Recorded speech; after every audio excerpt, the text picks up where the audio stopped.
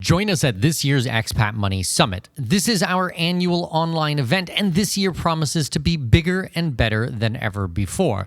Previous year's guests include Congressman Dr. Ron Paul, Doug Casey, Mark Faber, Tom Woods, Peter Schiff, Scott Horton, Alex Craner, Tom Luongo, Jim Rogers, and John Perkins, as well as many of the best lawyers, accountants, bankers, hedge fund managers, and property developers from my trusted Rolodex of contacts. Grab your complimentary ticket at expatmoneysummit.com. That's expatmoneysummit.com. expatmoneysummit.com. This year, I'm taking a private group into the Amazon rainforest. Then we head to Fortaleza and explore Brazil's booming northeast coast. Think Amazon River cruises, beachfront developments, and wide open opportunities. From the heart of the rainforest to pristine beaches most people only dream about. This is a bucket list meets Plan B strategy. If you've ever wanted to see the real Brazil and scout investments along the way, this is it. For more information, go to expatmoney.com/Brazil. That's expatmoney.com/Brazil. One more time, expatmoney.com/Brazil. We all dream of seeing the world, but the realities of living somewhere outside your place of birth can be daunting to say the least. Welcome to the Expat Money Show, helping you make the most out of your overseas career through conversations with successful expats on investing, entrepreneurship, self-improvement, and continual education, all while sharpening your financial acumen. Now please welcome your host with over 20 years of overseas experience, Mikkel Thorup. Welcome. My name is Mikkel Thorup, and this is the Expat Money Show. Today's guest is an expert financial planner and the world's leading authority on integrating lifestyle goals and money goals without conflict. He teaches normal people how to seamlessly connect the science of financial planning with the joy of goal achievement. And he is passionate about education and world schooling with his own 5 children. Please welcome to the show, my dear friend, Joshua Sheets. Joshua, how are you? I'm doing well, Mikkel. Thank you for having me on. My pleasure. Now, I recently got to see you again last week at my birthday party. Now we're sitting down to record. We've spent a lot of time together this year and on multiple calls privately and on your amazing podcast. But before we kind of jump into today's topic, I kind of want to know, how did you get into this field? How did you end up getting so passionate about this type of work? I began my career working in the corporate environment and then quickly discovered that I didn't want to sit behind one desk in the same place every single day. After getting laid off from a job, I wound up starting to work as a traditional financial planner. Did that for 6 years, but I grew frustrated with the voices that were out there on the internet with regard to financial planning. I had done a lot of formal study and preparation, gotten a master's degree in financial planning, a bunch of financial planning designations, and I would find myself shaking my fist at the radio while I would drive around listening to Dave Ramsey or some podcaster. And so one day I sat down on my bed with just a simple voice recorder, hit record, and spoke for 45 minutes. And lo and behold, that was episode 1 of what ultimately became Radical Personal Finance. I ended up leaving my financial planning business in order to start the podcast and to teach people about financial planning instead of doing it in the product sales category. And here we are 10 years later. I've recorded 1,000 episodes of Radical Personal Finance. And it's been an extremely gratifying experience because the business has allowed me to make a living from a laptop wherever I can have an internet connection. And in so doing, I've traveled the United States, living full-time in an RV. My wife and I left the United States, living kind of an expat, nomad, kind of perpetual tourist lifestyle for a number of years. We have 5 children now, and it's been quite the adventure. It's amazing. And we were chit-chatting before the episode, and we thought, all right, what are we going to talk about? And obviously, this is the Expat Money Show, and we talk finance and investing on all of these types of things. And you've done 1,000 episodes of your show. But I was going, I bet you Joshua wants to talk about something else. So that's what we're going to do today. We're actually going to not discuss financial matters. We're actually going to discuss world schooling and education for kids, because we are both proud fathers, and you got 5 kids. I've got 2, soon to be 3 kids. So, this is a topic I think that's really important to us. Why did you decide that you weren't going to put your kids in just traditional state-run, normal, quote unquote, education? I probably have an extremely unusual story with regard to that question. I'm the only person I know, other than perhaps you, Miguel. I'm one of the only people that I know who has simply always accepted it as fact that when I had children, I would teach them. I would home educate them in some way, shape, or form. I was homeschooled as a child up until the age of seventh grade, with the exception of third grade when I attended a government school in third grade. And then in seventh grade, I went into kind of a traditional mainstream private Christian school where I spent 7 years or 5 years and graduated, and then went to a university and beyond, and in kind of the normal pathway. What I observed was, even though I had technically only been homeschooled for 6 years, and even though my homeschooling was rather conventional, it was nothing like the way that I teach my children, I observed that that formation in my life was extremely powerful. And I always found school easy. Academics came extremely easily to me. But more importantly, those early 7 years had allowed me to basically keep the spark of loving learning. My observation as a teen even was that an average 5 or 6 year old who goes into kindergarten or first grade loves to learn, is super passionate about learning opportunities, wanting to learn everything about everything. And then if you go and look at your average 18-year-old graduating from a standard industrial school, it seems like something has dramatically changed. All of the joy of learning, all of the enthusiasm and zeal has disappeared, and it's been replaced with a surly, unpleasant 18-year-old. Now, perhaps that's not all related to the school system, but I became very well convinced, even as a 15-year-old and an 18-year-old, that the industrial school model does not have the long-term best interest of the child as its aim. And so even when I was a young man prior to being married, this has always been a hobby of mine, researching the school system, trying to understand why the world works the way it is, learning about ideas of how it can be done better. So before my wife and I ever had children, I had a few curricula picked out that I thought would be really interesting. And now I have a laboratory of 5 young children. I can test all my ideas, track the results, see what works and what doesn't. Well, see, I think this is super interesting and a very valid point, because I think the majority of the people who listen to my program know my backstory. I had a learning disability. I was dyslexic. I went to a special school. I had a horrendous experience. I stopped going to school at 12 and officially dropped out at 15. And I don't consider myself homeschooled. I absolutely consider myself self-taught or an autodidact. And I subsequently never lost the curiosity or the spark for learning. And I think about other kids that I went to school with, and I still keep in touch with some people that I've known since I was 4 or 5 years old. And I don't think they've read a book since they left college or high school, right?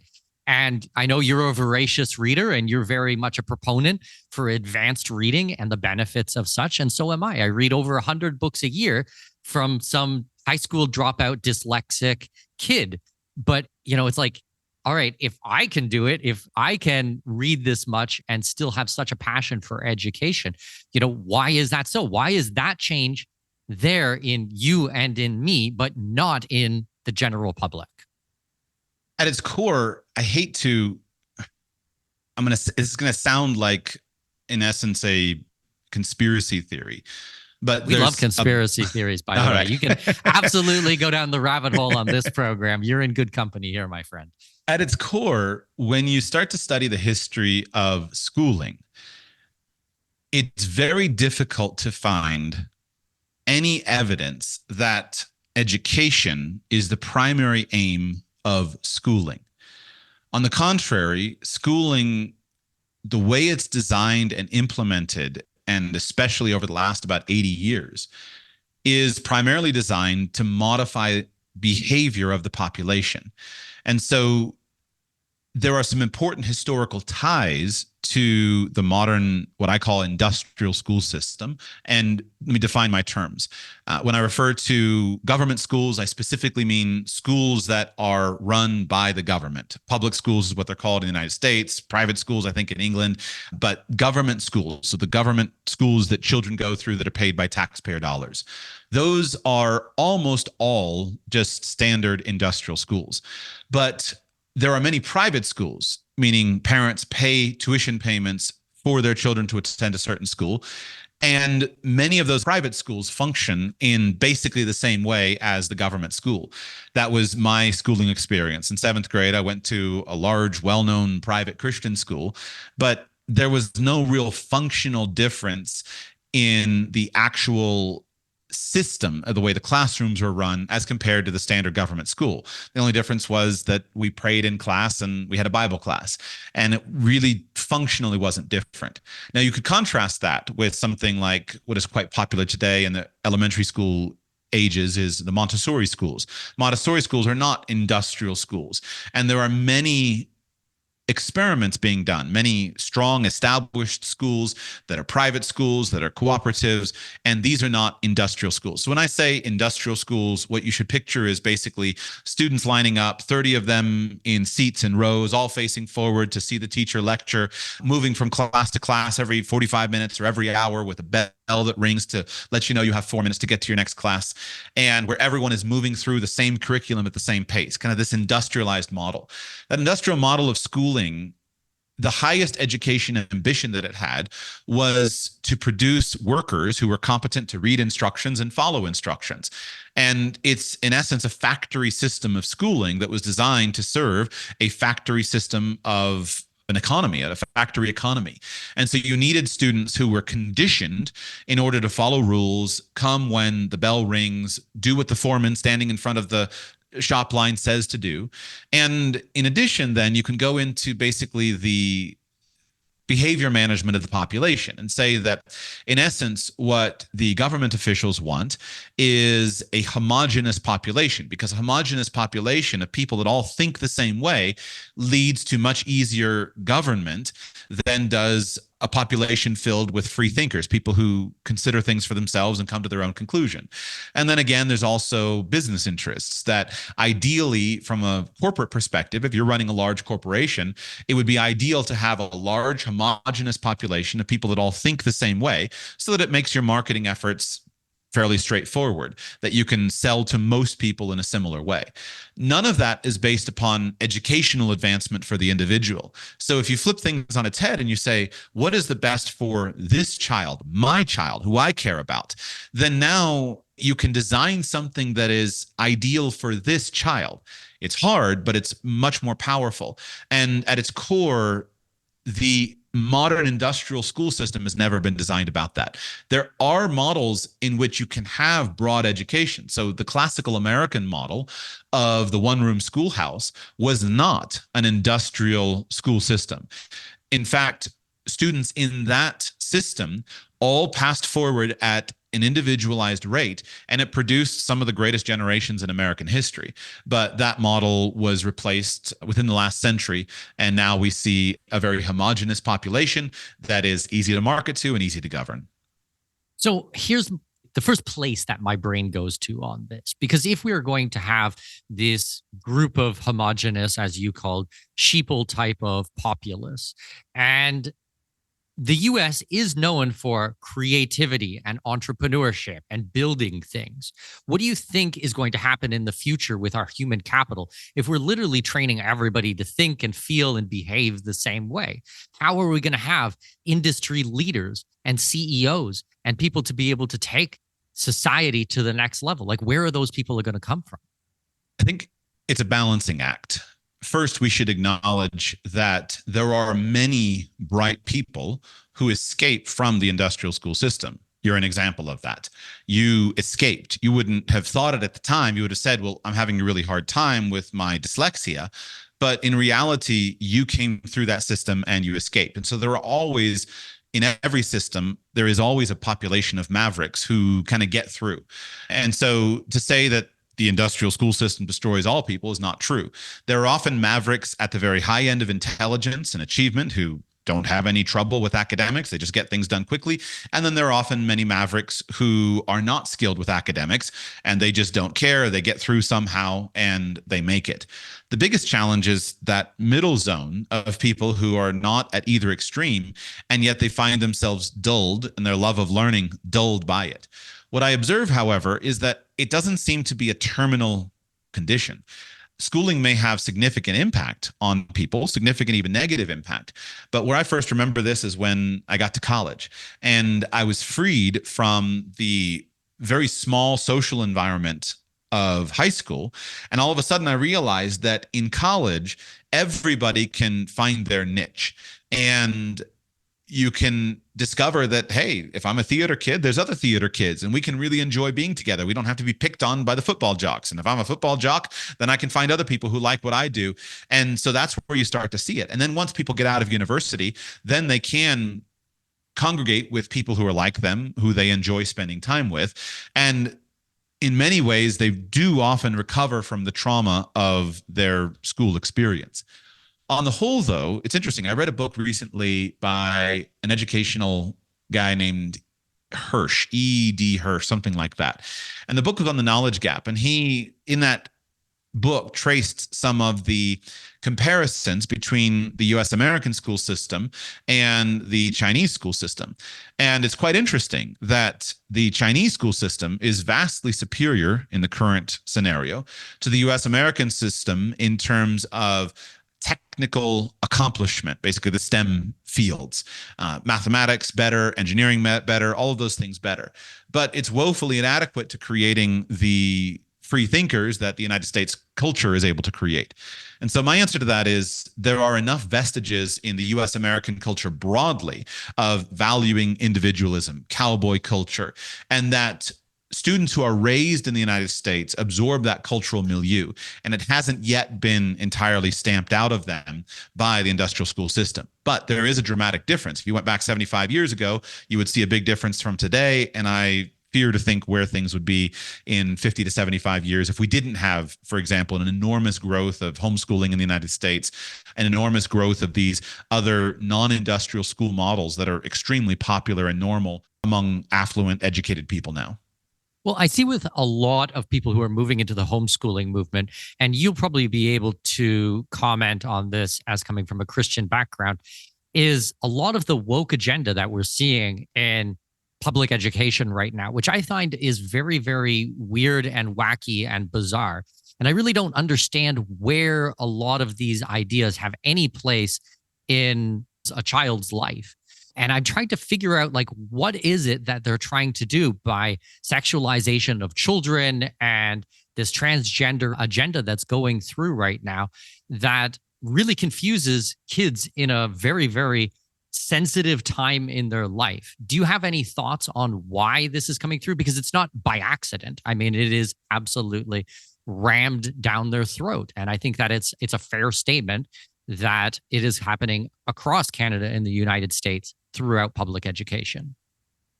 The philosophical model that to me makes sense, and I would affirm the statement I'm about to make, but I also recognize that it's not widely discussed, is simply this. Education is always religious in nature.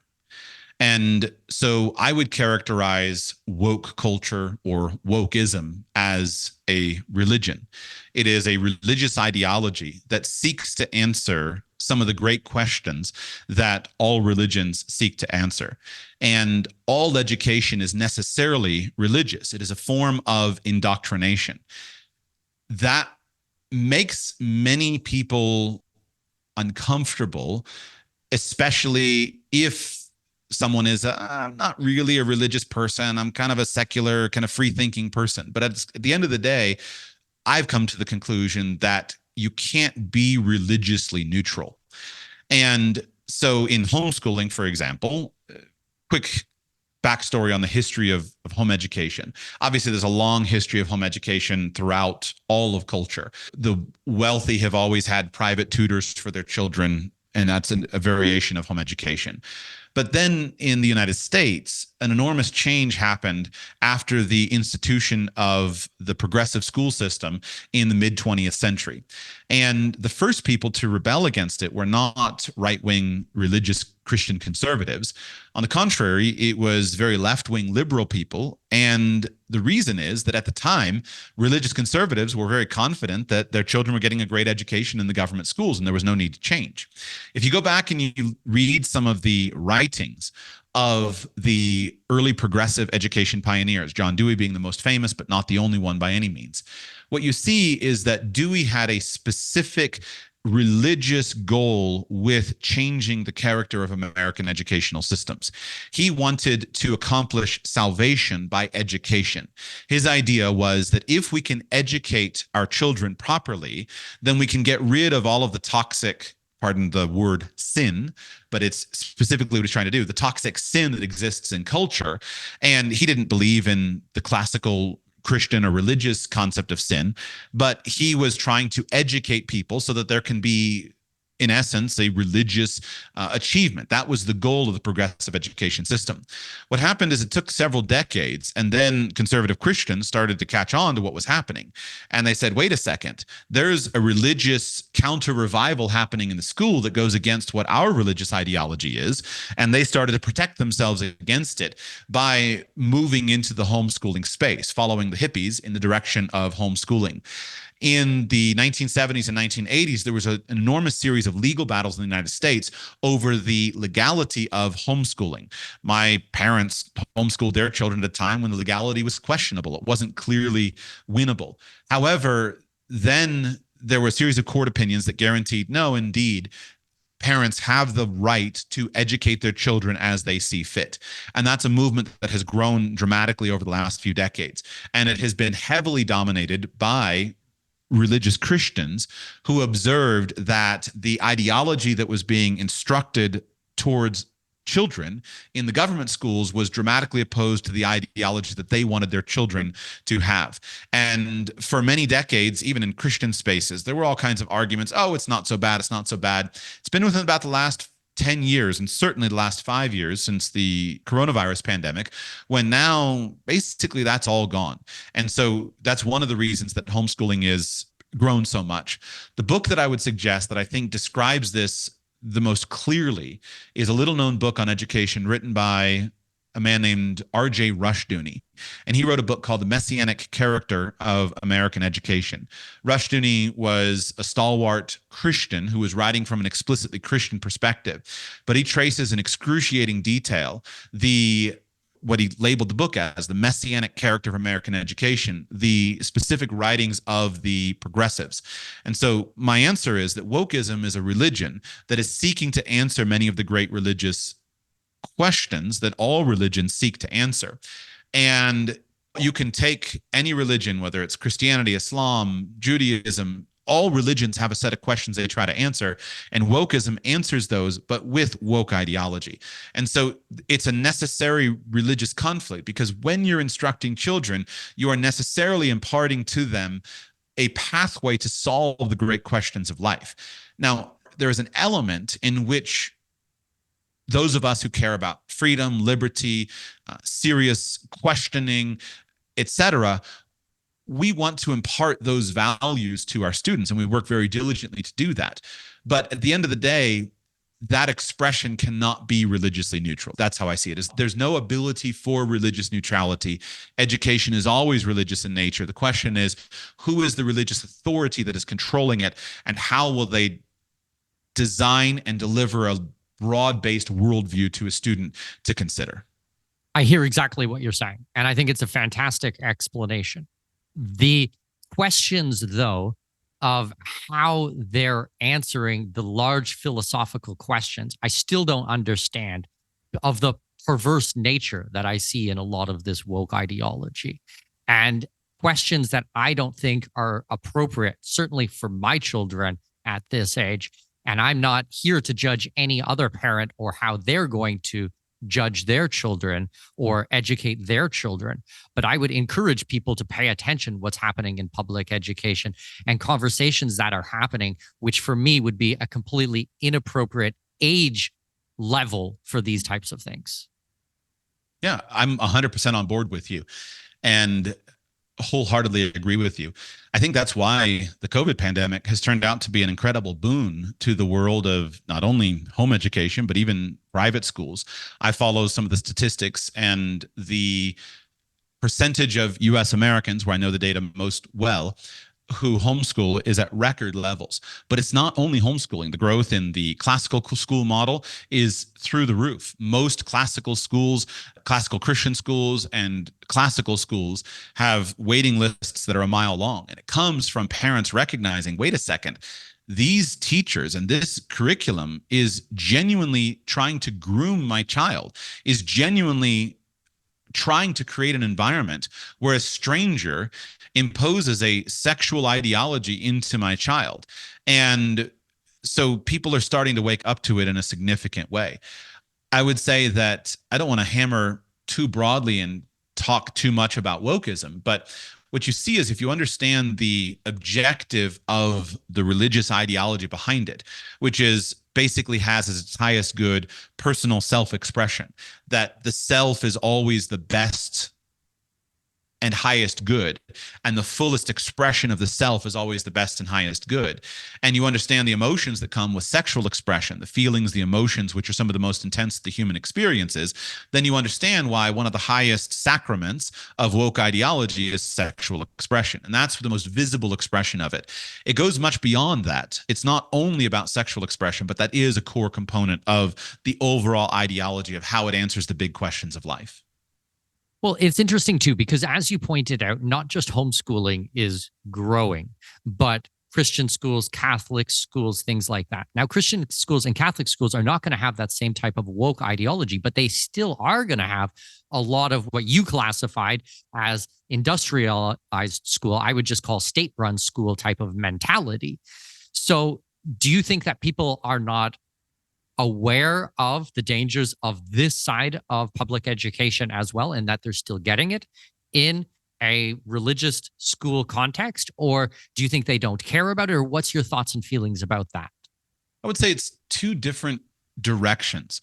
So we could use, for example, let's start with kind of the why I specified the concept of an industrial school, and why I described the school that I attended in the way that I did. It was an industrial school, but what they tried to do at the time was bring in more elements of Christianity.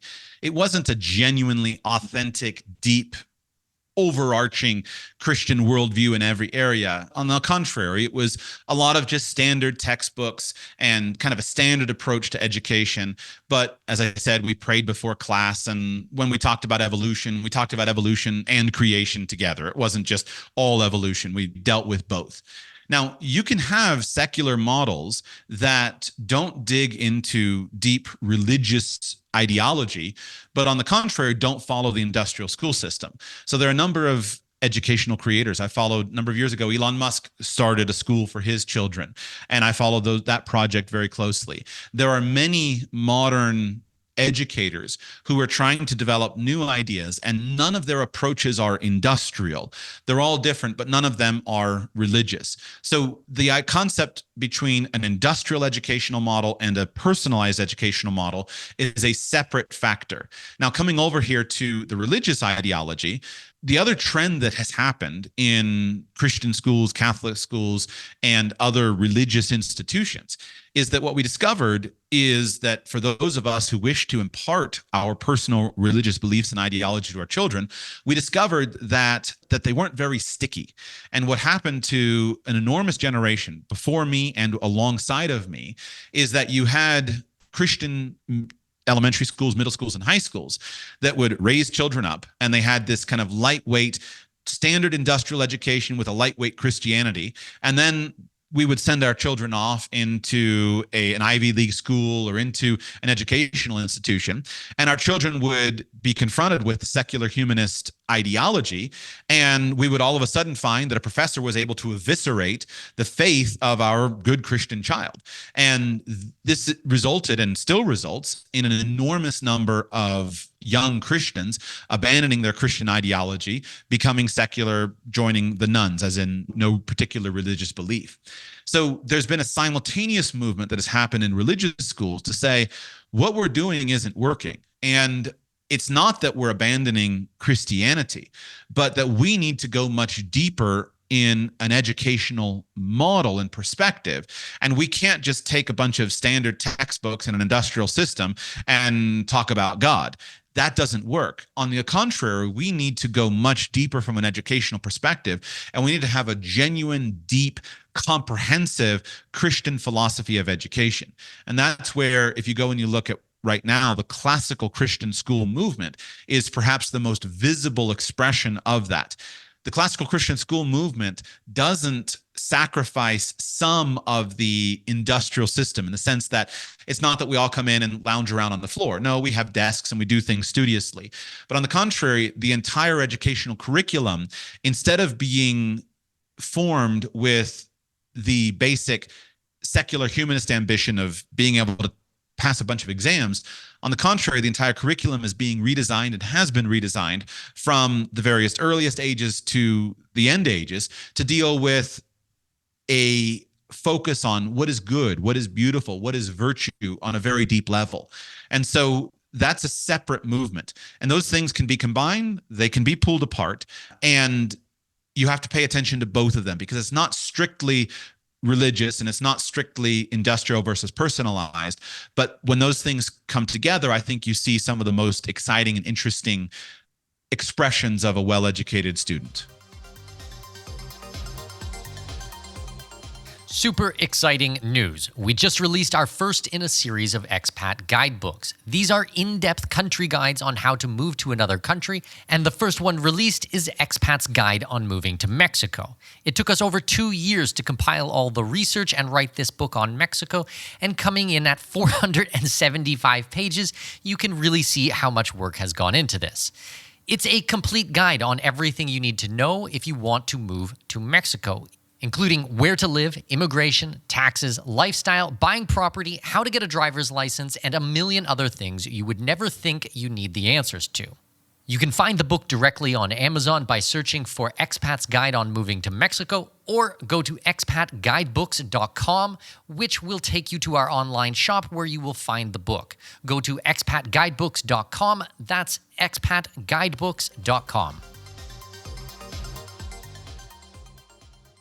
So, with all of your background, you've seen state-run schools, you've seen Christian schools, you've done a ton of education.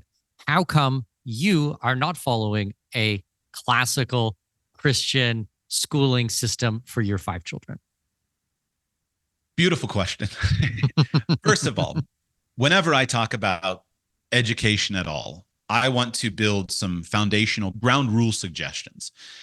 The most important of which is that as a parent, it is your responsibility and my responsibility to look at this individual child and ask myself, what is best for this individual child? And also, what is best for this individual child right now? We can and should develop a large overview philosophy of what we think is generally good for children. But we should always be committed to what is best for this child right now. And so I'll describe in as much detail as you give me time for what I'm doing right now. But I want to always preface that with what I'm doing with my child may be different than what you should do with your child. And what I'm doing with my child today may be different than what I do with my child a year from now.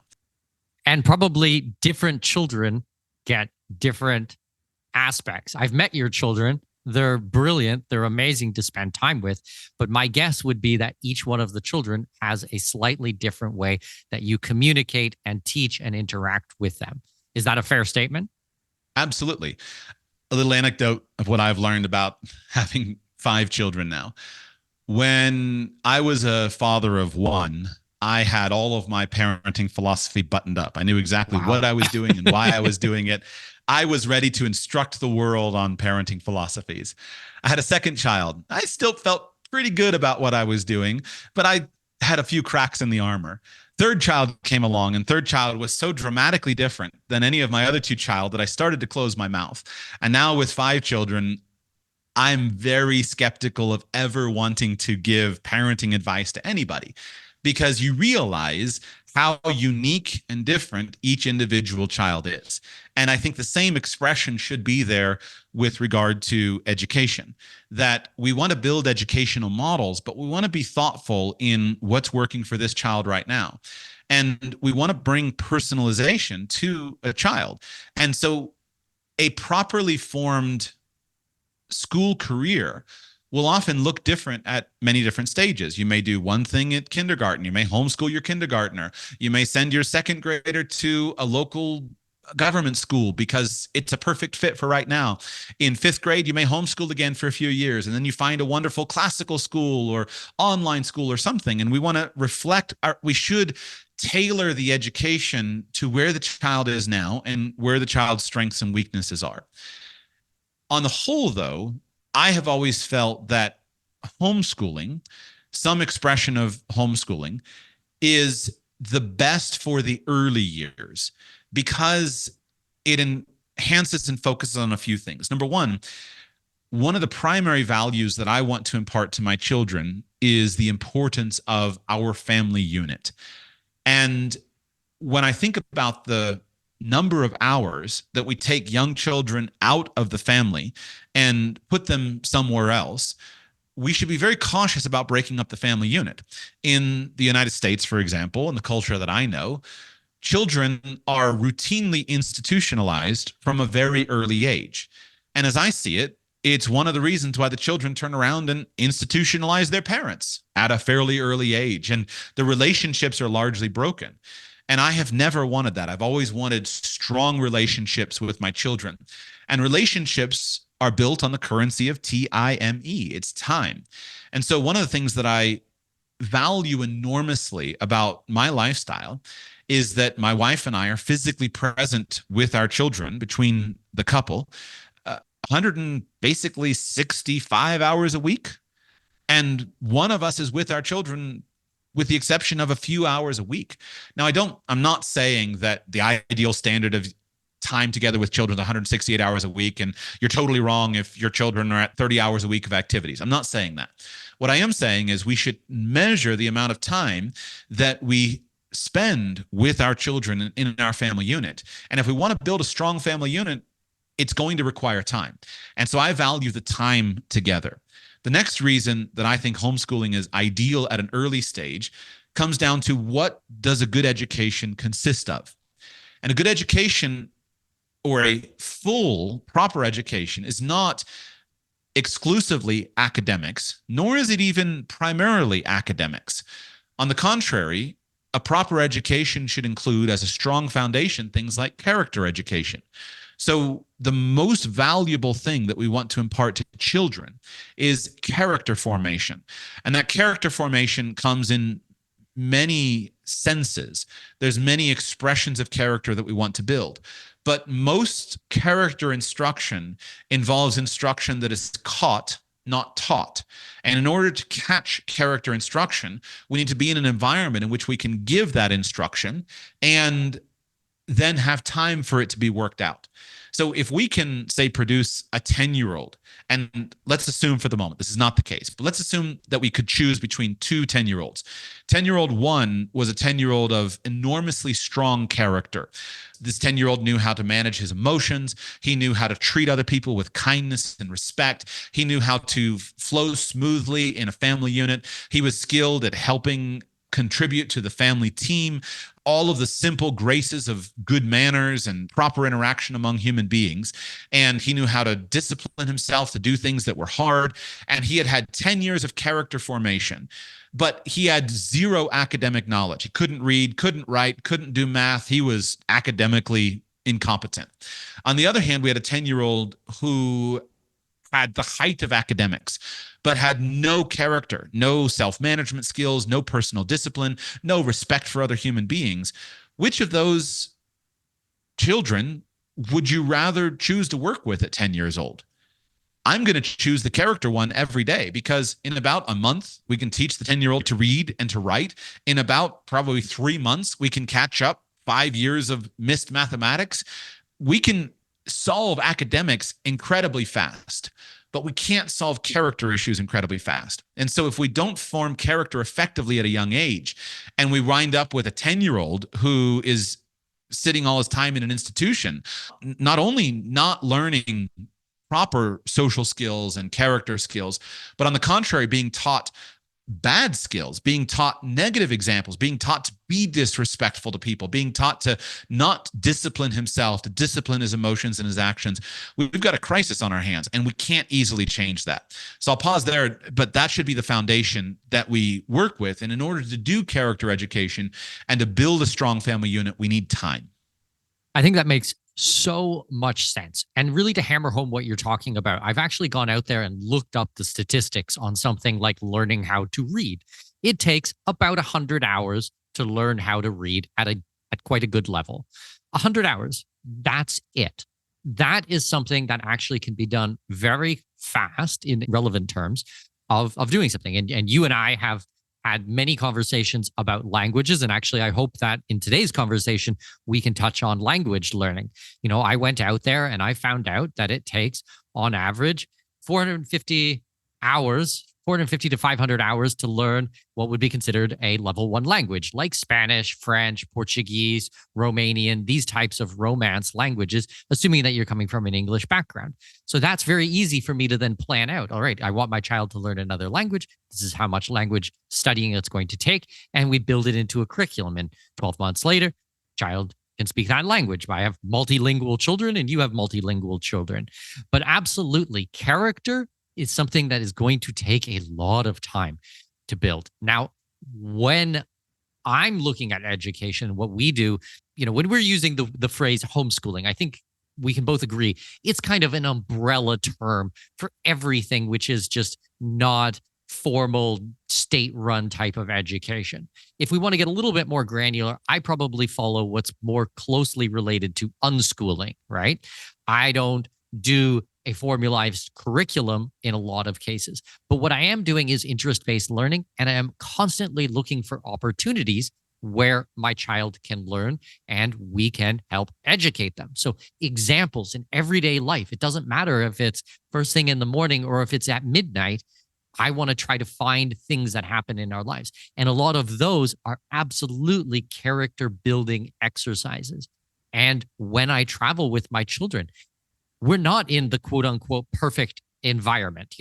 They're not at a desk. We don't have a whiteboard in front of us. They're not sat down to learn, but that doesn't mean they're not learning. Actually, in those instances, when you're a little bit tired or you're a little bit hungry or something is going on that's unexpected, or you're meeting new people in different languages on the other side of the world, those types of examples of learning are absolutely unbelievable. And I think that everyone will agree with me that although they might be difficult, it will definitely build your character and your child's character.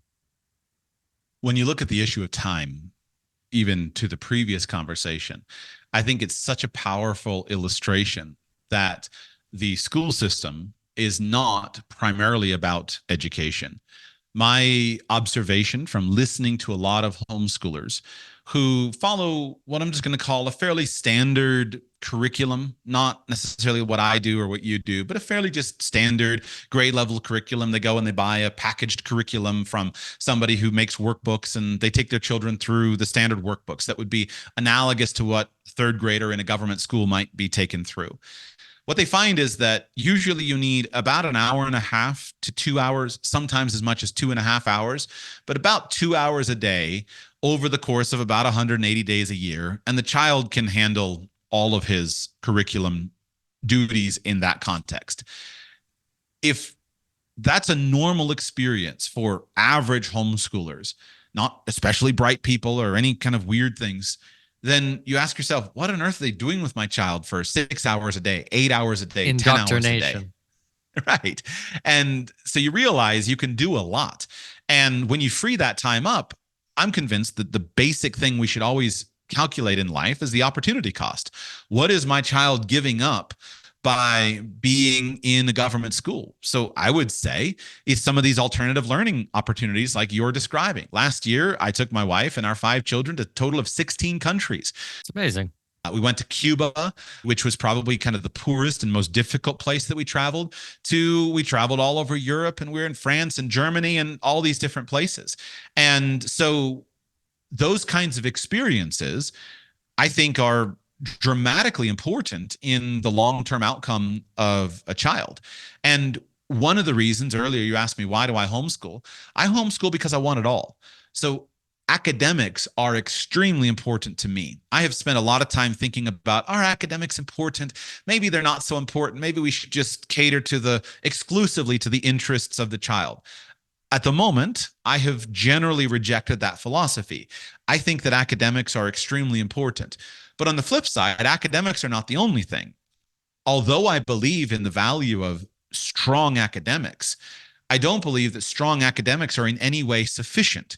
And so if we look at a child's lifetime, the average child spends somewhere between 15 to 18,000 hours in school. I personally prefer, so even if we just look at that, wow, that's an enormous amount of time that we can do a lot of things. In a moment, I'll look up my calculations on language learning when we get to that conversation, because I did these calculations to figure out how many languages a child could learn. It's astonishing what you could do with just that 15 to 18,000 hours that a child has available. I have also done the calculations of how much time does a child have available, even if we're not just talking about standard school time. And the reality is that children have something like 50 to 60,000 hours that we can direct in an intelligent way to help children to advance far beyond what a child otherwise does. And I'm not interested, I'm sorry to have to make, disclaimers, but they are important because I know where people's mind go. I'm not interested in being a tiger dad and saying, you're going to do math every single hour of every day. I believe play is enormously important. Self-directed, interest-based exploration is enormously important. All of these things are important. But as parents, we can build a strong environment that exclusively has positive options available. And by controlling the environment of our child will naturally be inclined to go to positive things. Here's one practical example. When my older children were younger, we practiced zero screen time. Not judging anybody who doesn't do that. That was the decision that we made. We found it was easier just to do zero screen time. And then what happened is a few years ago, I discovered that, something is not going right here. And specifically what it was on the topic of movies. We never watched movies with the children. They didn't watch movies. We didn't watch movies. We played games. We did all kinds of things. We just didn't do movies because we didn't do any screen time. And then I found that my children had somehow, not from me, of course, I never said anything about it, but they'd absorbed this idea that movies are bad. And they talked about, well, movies are bad. I was like, movies aren't bad. Obviously, you want to make good choices, but movies aren't bad. And I realized that somehow we had done something wrong. And so my wife and I started to bring in screen time, and we started to watch movies. We started watching one movie every week to make sure that we got rid of this ideology that, well, that person's watching a movie and movies are bad. But we still were pretty light on apps. Then I started to bring in some apps, different things. What I discovered is that because I had been thoughtful about it, I was able to manipulate the environment so that watching movies was something that was positive. Not only was it positive for the enjoyment factor, but early on I decided, if we're going to watch a movie, there's no point in watching a movie in English. Why not watch a movie in one of our languages? And so the three languages that my children all know are Spanish, French, and German. And so I just made a rule that we never watch movies in English unless it is absolutely necessary for the language, or we're watching a movie as a special family time, something like Cool Runnings or Home Alone. Home Alone needs to be done in English. Cool Runnings needs to be done in English to get the full effect of some of these classic movies. But beyond that, my children watch 2 movies a week, sometimes 3, and they're always in another language. And what has happened is here's this escape, but instead of it just being pure entertainment, pure dead time, they're getting all of the benefits of entertainment mixed with language immersion. And it wasn't hard. They don't even ask. They just assume that we're going to be watching a movie in one of our languages. Another example was when I started to introduce apps. I wanted my children to learn music. Music is very important for education. It's one of the few things that's proven to increase IQ. It enhances thinking ability. It's a really important component. But I failed for 3 years. I hired a piano teacher for my oldest child. It was just a failure. I hired a different teacher, failure all the way through. And I was so frustrated by it. I had this piano in my house that I'd gone out and bought a piano, and it was a complete failure. And so about 6 months ago, I was determined this is going to change. And I decided, you know what? I'm going to try an app. Maybe an app will be the solution that we need. And so I tested a couple different apps and I chose the Simply Piano app. And I put it on the iPad and I had the children start playing with it. I started playing with it as well. Simply Piano was an entirely transformative experience for my piano. That the piano went from nobody touching it at all to now my elder 4 children fight about who gets to play piano. And it's going all day long. My wife and I had to move it into a back room where we could close the door because it was just going all day long. And it's funny to me because, as best I can tell, my children get just as much enjoyment of playing the Simply Piano app as they would with any, I don't know, Minecraft or anything else. And I'm not insulting any games. What I'm saying is that they get as much enjoyment from this thing that's also teaching them music. And they've made enormous progress, faster than I ever would have dreamed of, in their musical abilities simply by having a positive environment. And so as a father, I look at it and I say, we've got about 50,000 hours to work with. What are the things that we want to accomplish in this 50,000 hours? What are those things that are foundational, academic abilities, but more importantly, what are some of those specific skills that we want our children to have so that when they go out in the world at 16, 18, 20 years old, that they're extremely competent and they have the confidence that comes from hard-won competence? And what are those skills that cover over of many different areas? And so this is one of my primary hobbies, is trying to enumerate those skills.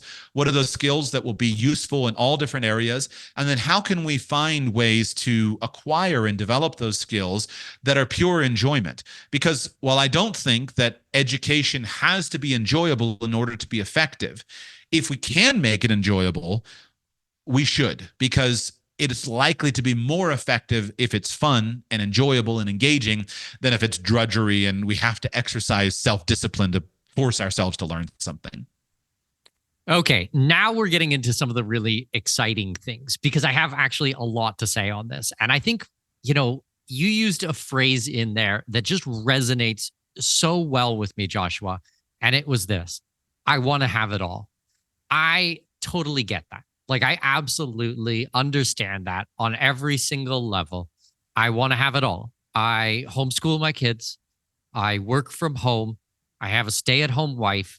I want my kids to be around a family.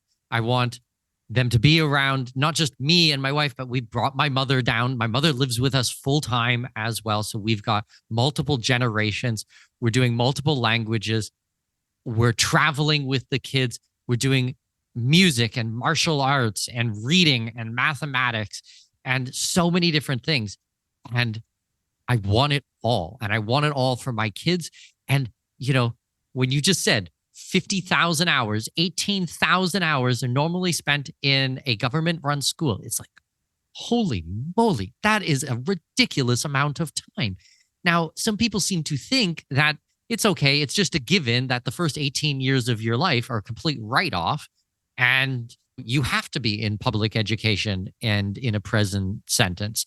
And it's like, no, I mean, that's your life. Like, as far as anyone can convince me, we got one life to live.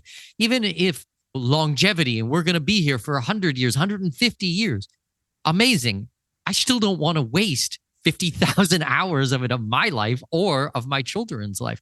So I'm so grateful that I got out of public education at such a young age, and that I had the courage and the bravery to stand up at that age and say, no, this is wrong. This doesn't work for me, and it is wrong. And I pulled myself out of the system. Did I know at that time that I would have everything figured out and I would build a multi-million-dollar business and do all these amazing things? No, I didn't. But I knew the situation was wrong. And I know it's wrong for my kids as well. And so therefore, when you know that there is an alternative out there, you know that there are other options out there, it's like, what are you waiting for? Like, have it all. Like, I want everybody who is listening to today's program to have it all. Like, you legit can.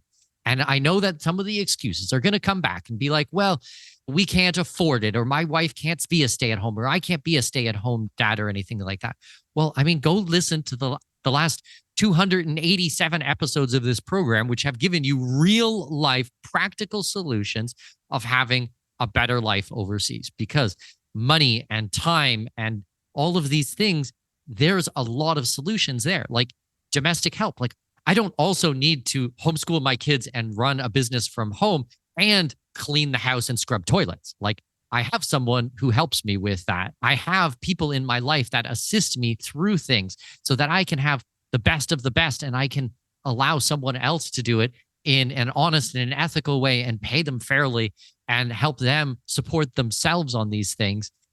And I don't know, it's just like you legit can have it all if you have the bravery and the gumption to go out there and make it happen. Absolutely. I think one of the most powerful things about the world we live in 2024 is any individual who is experiencing some particular way of living or has some success in something can easily share his or her story with the world and say, here's how I did it, or here's how I'm doing it. And that leads and is leading to an incredible compounding of knowledge and insight. And I'm excited about the world that we live in, because this is my hobby, is I think, what's the problem? What do we want to learn? And we can go out, and in today's world, we can find world-class experts that will teach us the best way to learn it.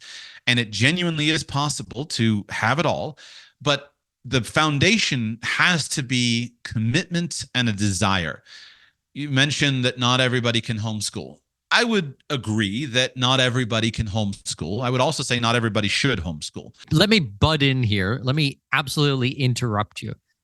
Not everybody can homeschool and not everybody should homeschool, but I guarantee you it is a higher percentage of people than you would think.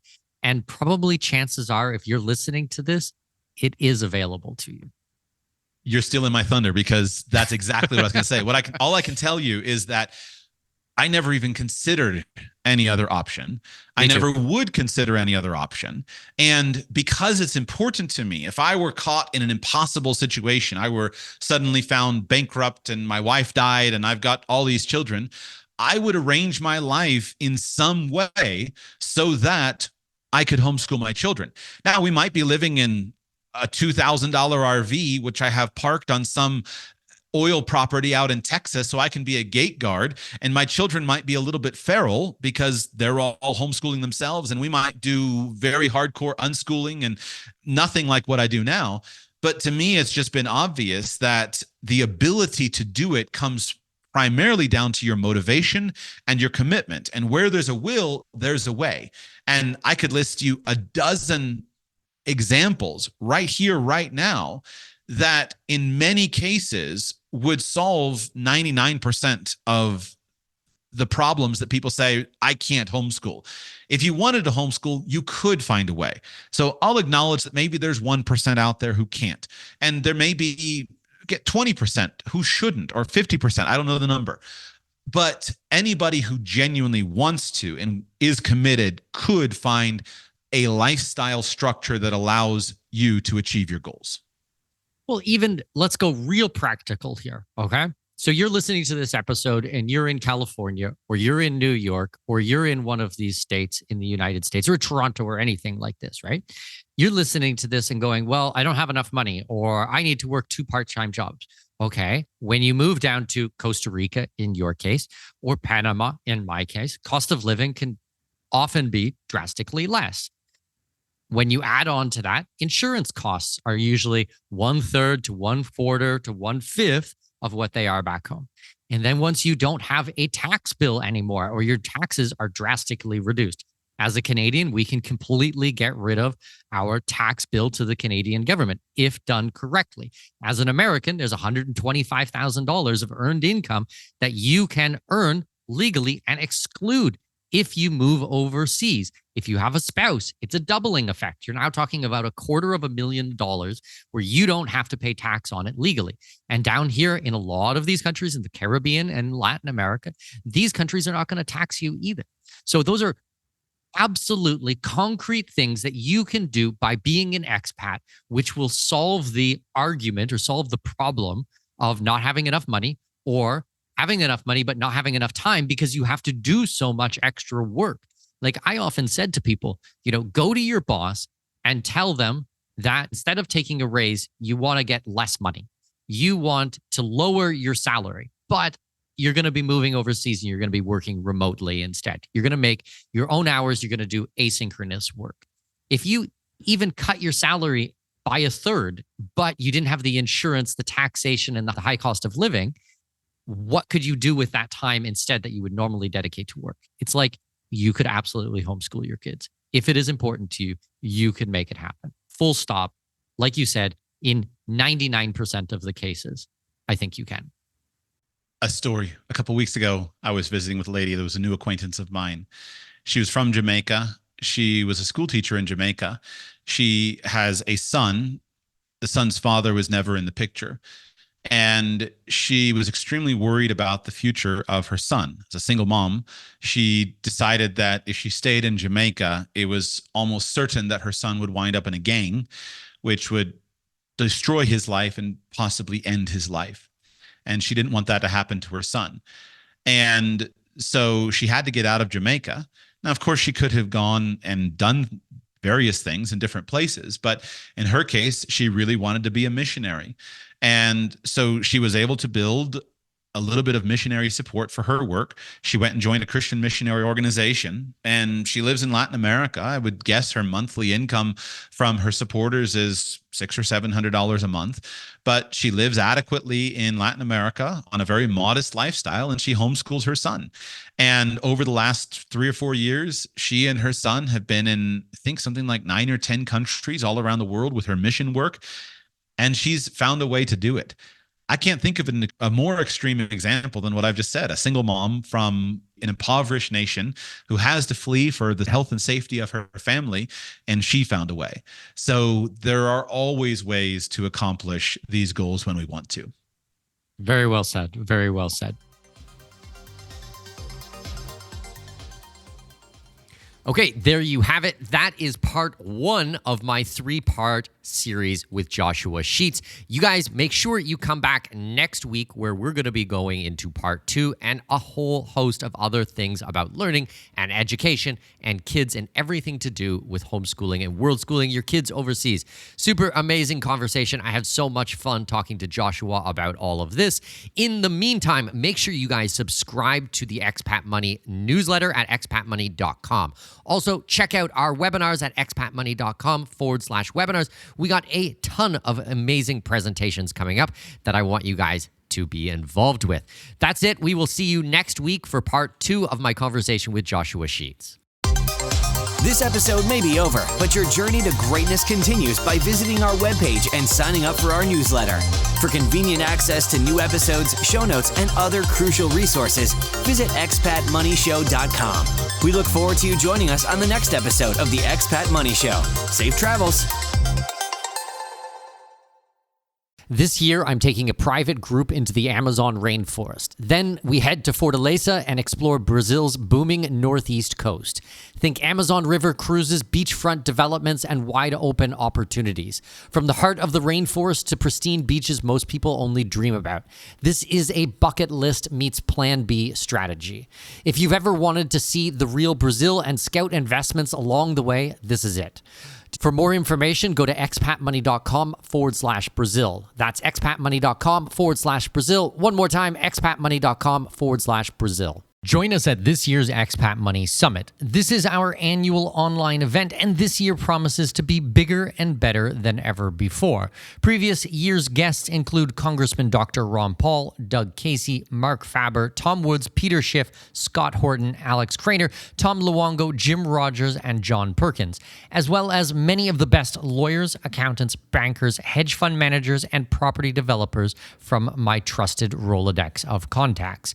Grab your complimentary ticket at expatmoneysummit.com. That's expatmoneysummit.com. expatmoneysummit.com. If you're planning to move overseas or even just set up your offshore plan B, learning the local language isn't optional. It's protection, it's access, and it's power.